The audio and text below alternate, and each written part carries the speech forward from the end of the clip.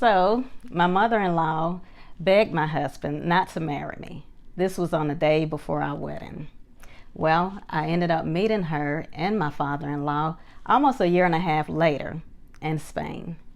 Stay tuned to find out how that meeting ended.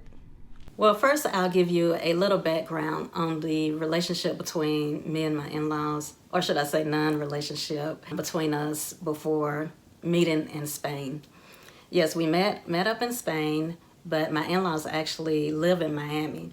Me and my husband live in Atlanta, so that's only about 10 hours between us. Well, when my mother-in-law found out that I was black because she saw a picture of me, she was not pleased, and she let my father-in-law know that George was dating a black woman, and he was not pleased either.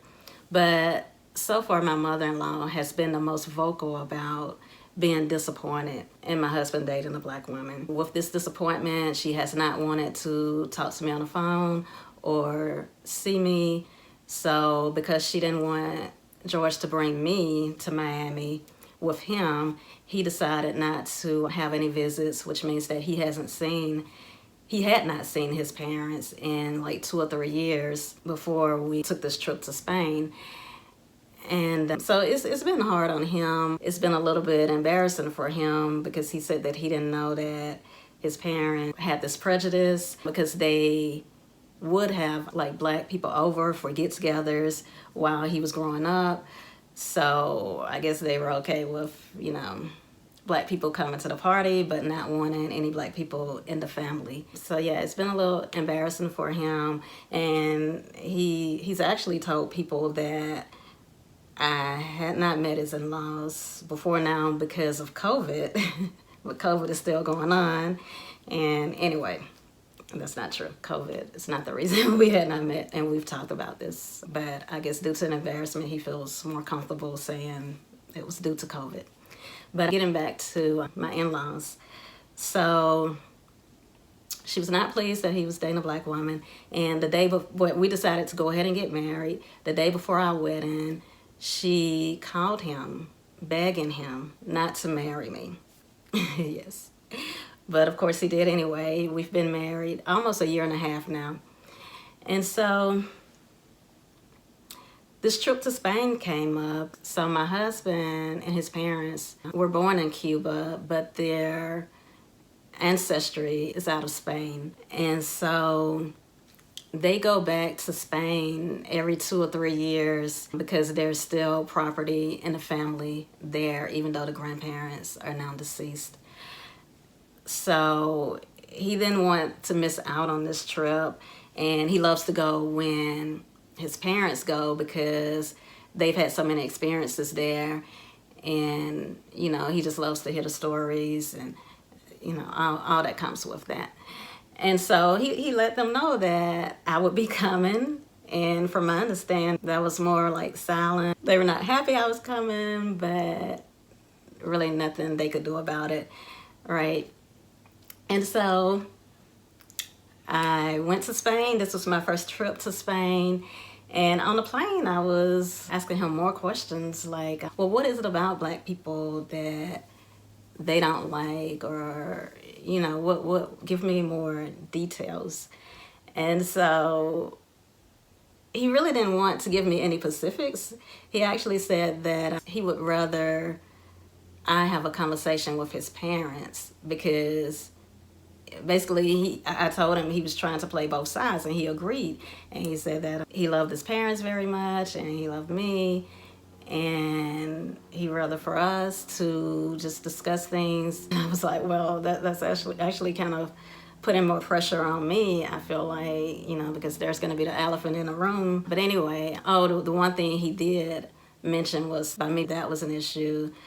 So not just being black, but also being several shades darker than them, because Hispanic people are brown people, right? Even though I guess racially they're considered white and ethnicity Hispanic. I meet the in-laws. We arrive at the apartment, and his mother is the only one there at this time.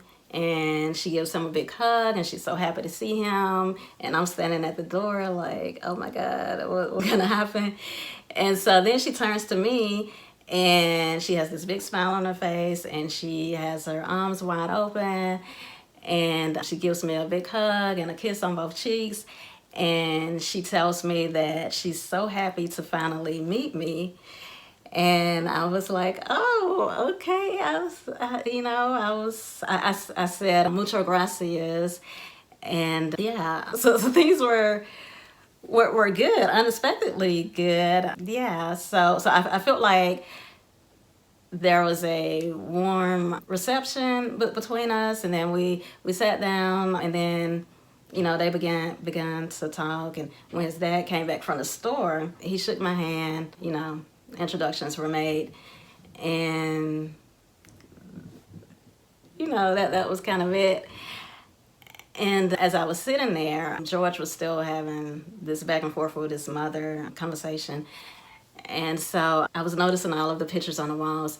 So I just turned to his father, and I started asking him who the people were and the family's background. And so that really got him talking and opening up to me. And it was like that was, I guess, what helped the whole trip, because he got to talking about the family and stuff. And then, so they were still there maybe 3 days of our trip.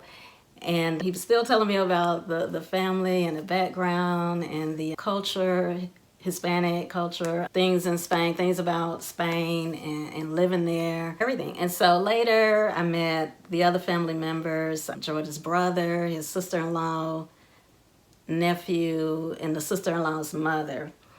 And so, yeah, the sister-in-law was really nice and friendly, and the nephew are really nice from the start of meeting them. Now, the sister-in-law's mother, I didn't get the impression she really wanted to hug me, but I was already kind of like up on her when I, saw the expression and body language.